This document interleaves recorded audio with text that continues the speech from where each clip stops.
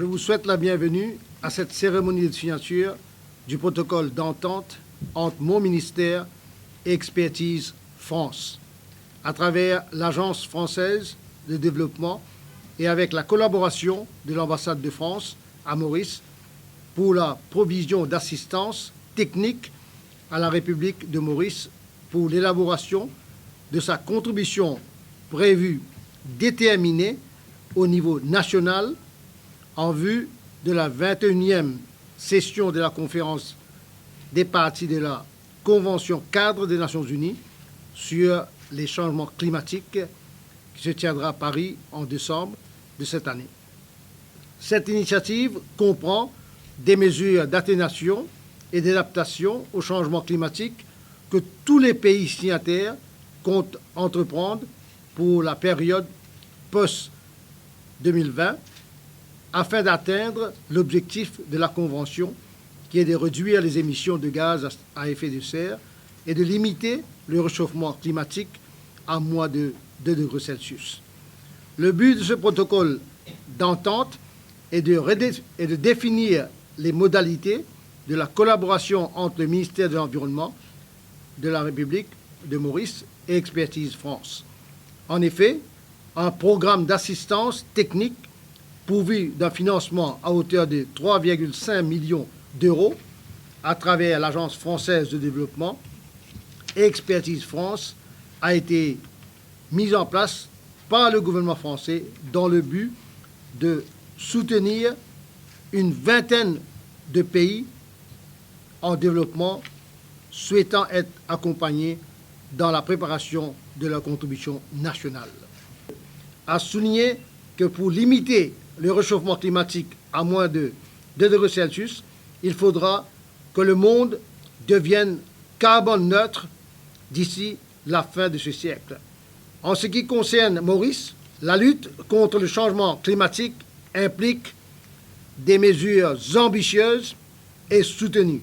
Ainsi, divers projets importants sont actuellement mis en œuvre, incluant des mesures supplémentaires pour l'adaptation au changement climatique, notamment l'élaboration d'une politique d'atténuation des effets du changement climatique au niveau national, d'une stratégie et d'un plan d'action. L'utilisation des technologies appropriées avec un apport conséquent de l'énergie verte dans le secteur de l'énergie en vue de réduire les émissions de gaz à effet de serre. L'élaboration d'un cadre juridique pour le changement climatique et la préparation de la 3e communication nationale. Et je voulais simplement, pour que chacun ait les idées claires, vous rappeler que dans le cadre donc, de cette COP21, l'objectif que nous nous fixons en tant que président de cette conférence, dans ce qu'on appelle de façon résumée l'Alliance de Paris pour le climat, c'est 4 volets. Il y a d'abord l'accord de Paris, qui sera un accord universel et juridiquement contraignant. Ensuite, il y a un volet financier qui est très important pour accompagner les pays dans leur processus de transition vers des économies bas carbone. 3e volet, l'agenda des solutions, c'est-à-dire quelles sont les nouvelles pistes, les innovations. Et là, on fait beaucoup appel à la société civile, aux organisations non gouvernementales, au secteur privé, qui est également source de solutions techniques. Et 4e volet, c'est justement les contributions déterminées nationalement, je vais résumer en disant contributions nationales de chacun des pays. Une des questions que vous pouvez légitimement poser, c'est que certaines contributions nationales sont évidemment plus attendues que d'autres. J'ai en tête la Chine, plusieurs dizaines de pourcents d'émissions de CO2, j'ai en tête les États-Unis, j'ai en tête tous les pays industrialisés. Mais justement, je crois que l'idée d'avoir une contribution nationale pour chacun des pays, c'est aussi pour montrer que la lutte contre le changement climatique, c'est l'affaire de tous. Le climat n'a pas de frontières. Nous sommes tous concernés. Tous les pays ont à subir les dérèglements climatiques. Et donc, il est très important que l'ensemble des pays, et donc Maurice, puisse s'engager dans cette démarche.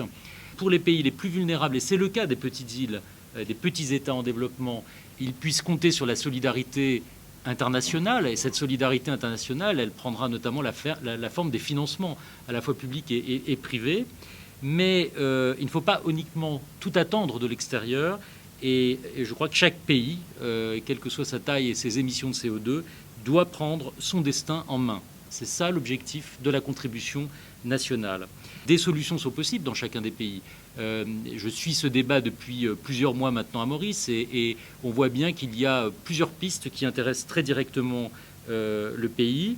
Je pense à la baisse de la consommation énergétique dans les bâtiments publics d'abord et puis dans les logements individuels plus tard. Je pense à l'évolution des transports, et notamment ce qu'on appelle les transports propres, transports publics propres. Je pense à l'agriculture raisonnée, je pense au recyclage des déchets, qui a aussi un impact sur les émissions de CO2. Donc on voit qu'il y a tout un tas de segments, de chantiers qui sont possibles. La feuille de route que nous allons travailler ensemble n'est pas une feuille blanche. Maurice a déjà travaillé sur la question, a déjà pris des engagements. Je pense notamment à l'engagement de 35% d'énergie renouvelable en 2020. Mais ce qu'il faut maintenant, et c'est l'objectif de cette INDC, l'objectif, c'est justement de compléter cette feuille de route et d'avoir une stratégie d'ensemble, d'avoir une stratégie cohérente qui concerne l'ensemble des secteurs et un objectif chiffré